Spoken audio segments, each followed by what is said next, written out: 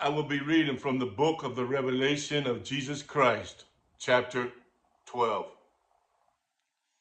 Now a great sign appeared in heaven, a woman clothed with the sun, with the moon under her feet, and on her head a garland of 12 stars. Then, being with child, she cried out in labor and in pain to give birth. And another sign appeared in heaven. Behold, a great fiery red dragon, having 7 heads and 10 horns, and 7 diadems on his heads. His tail drew a third of the stars of heaven and threw them to the earth.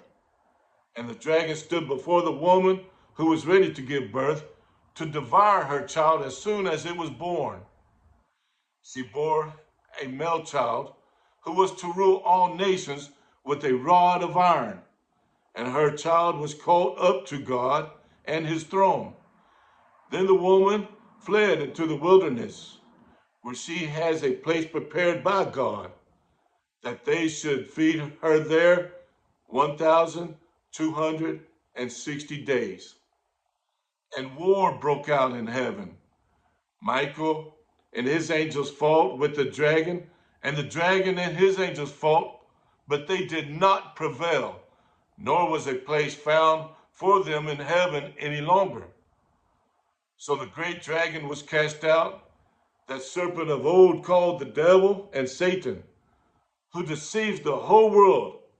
He was cast to the earth, and his angels were cast out with him. Then I heard a loud voice saying in heaven, now salvation and strength and the kingdom of our God and the power of his Christ have come. For the accuser of our brethren, who accused them before our God day and night, has been cast down. And they overcame him by the blood of the Lamb and by the word of their testimony, and they did not love their lives to the death. Therefore rejoice, O heavens, and you who dwell in them. Woe to the inhabitants of the earth and the sea, for the devil has come down to you, having great wrath, because he knows that he has a short time.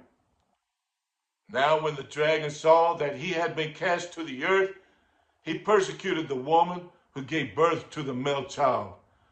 But the woman was given 2 wings of a great eagle, that she might fly into the wilderness to her place, where she is nourished for a time and times and half a time from the presence of the serpent. So the serpent spewed out water out of his mouth like a flood after the woman, that he might cause her to be carried away by the flood. But the earth helped the woman, and the earth opened his mouth and swallowed up the flood which the dragon had spewed out of his mouth.